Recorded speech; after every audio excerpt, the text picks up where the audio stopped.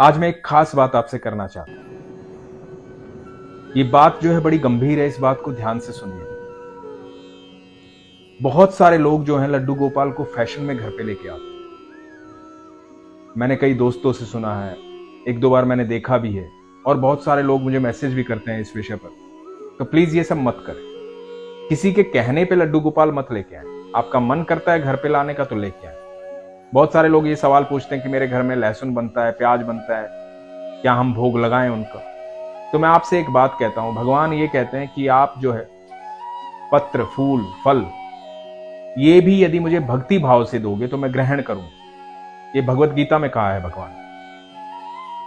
तो भगवान को सिर्फ आपका भाव चाहिए।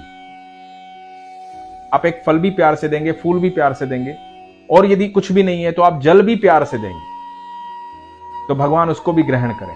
आपका भाव होना चाहिए। जब आपका भाव प्रेम का हो, जब आपका भाव ऐसा हो कि आप ईश्वर से प्रेम करते हैं, ईश्वर को साक्षात अपने घर पे मानते हैं कि ईश्वर हैं, आपके घर पे रहते हैं, तभी आप लड्डू गोपाल को लेके आए, वरना ना लेके आए।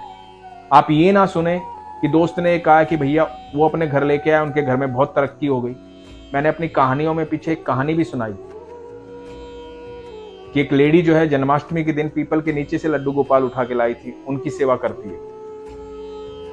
आपको पता है इसी देश में ऐसे बहुत सारे घर हैं जहां 250-250 साल से लड्डू गोपाल की सेवा हो रही है। यदि आप सेवा के लिए लेके आते हैं, भगवान को प्रेम से लेके आते हैं, तो उनकी सेवा से घबराते क्यों हैं आप? परेशान क्यों होते हैं? उनको कुछ नहीं चाहिए आपसे।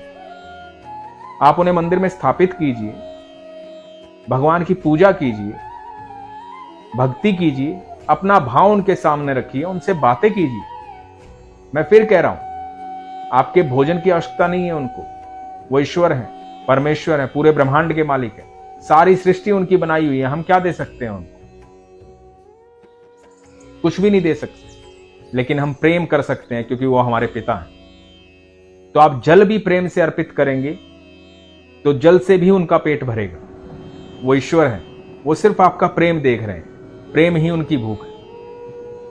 वो इतना प्रेम करते हैं, मैं बार बार कहता हूं, वो इतना प्रेम करते हैं अपने भक्तों से, सबसे इतना प्रेम करते हैं कि जिनके पैर सारा ब्रह्मांड धोता है, वो अपने प्रेम वश सुदामा के पैर धोने आ जाते हैं, अपने मित्र के पैर धोने आ जाते हैं। वो प्रेम वश द्वारकाधीश होते हुए भी अपने मित्र अर्जुन का रथ हाँकने आ जाते हैं, सारथी बन जाते हैं। वो इतना प्रेम करते हैं, वो सब कुछ छोड़ सकते हैं प्यार में, लेकिन आपके अंदर प्यार का भाव होना चाहिए। भौतिक चीजों के लिए ईश्वर को मत लेके आना, प्रेम के लिए घर में लेके आना। वो आपके साथ रहेंगे। और कृष्ण हमेशा ये कहते हैं कि तुम मुझसे जो कुछ भी मांगोगे मैं तुम्हें दे दूंगा। जो कुछ भी तुम मांगोगे, जो तुम्हारी इच्छाएं मैं पूर्ण कर दूंगा, लेकिन इससे तुम मुझे नहीं पा पाओ। और जिस दिन तुम मुझे पालोगे उस दिन सारा ब्रह्मांड तुम्हारा होगा, तुम सब कुछ पालो।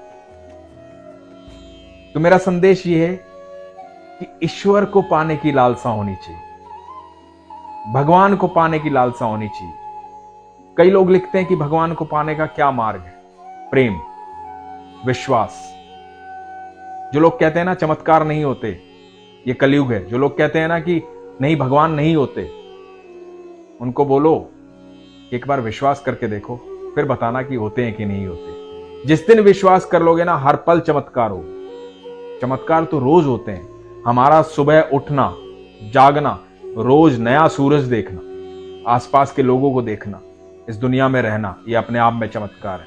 आप मुझे सुन रहे हैं, मैं आपसे बात कर रहा हूं, ये भी चमत्कार है। चमत्कार तो हर पल हो रहे हैं। आंखें खोलिए और देखिए, और ईश्वर को प्रेम कीजिए, ईश्वर पर विश्वास रखिए, फिर देखिए चुटकियों में अपने आप समस्याएं हल हो जाएंगी। ये सुनकर, ये सोचकर घर पे ईश्वर को मत लाइए कि उसकी तरक्की हो गई है, उसकी तरक्की हो गई है।